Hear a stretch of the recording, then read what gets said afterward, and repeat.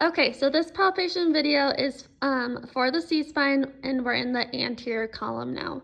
So the first structure in this anterior part that we can palpate is the clavicles, and we've shown you guys this one before, but so it's going to be this your collarbone, and something that you want to make sure that you're taking note of is the curvature of the clavicle. So we have a little bit of a posterior curve right here.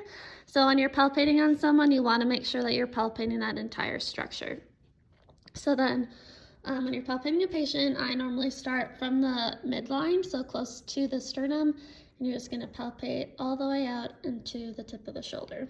Okay, so that's your clavicle. The next one is your supraclavicular fossa.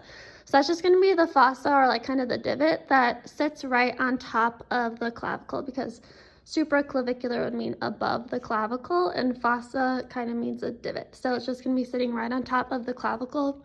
So then on my patient here, it's going to be this part that you can see is kind of like carved out almost. So it's just that fossa that sits right on top of the clavicle. Okay, so this next structure are the first three ribs. So the ribs can be something that's a little bit more tender to palpate on a person, especially that first rib.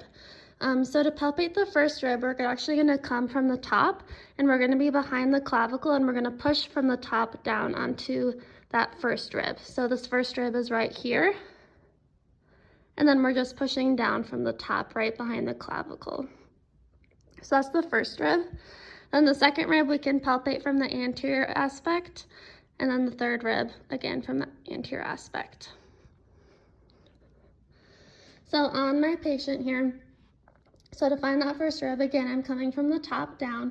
So I'm finding your clavicle, and I'm going directly posterior to it, and then I'm going to push straight down. And so again, this might be tender for your patient, and you're pushing down onto that first rib. And then if you find your clavicle again and go right below it, you should be on the second rib. And if you go below that one, you should be on the third rib. Okay, and so obviously those wrap all the way around to the back, so you can palpate the full structure if you wanted to. Okay, so then the next structures are the manubrium and the sternum. So like I've mentioned before, the sternum is going to be that big breastbone, and then it just has different parts to it. So the big breastbone part is called the body of the sternum, and then you have the manubrium at the very top. So the manubrium is what you would feel between the two clavicles, and then at the very bottom of the sternum is your xiphoid process, and that's the very bottom tip of it.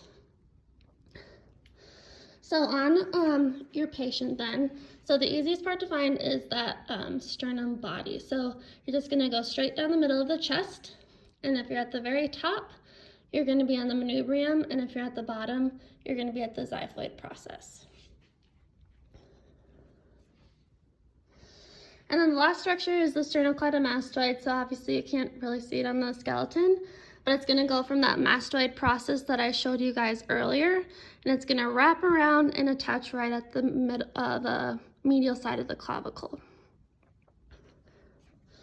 So on a patient, so again, it's going to come and it's going to wrap around, and it's going to be right in here. So if someone were to flex their neck, if you could flex down for me.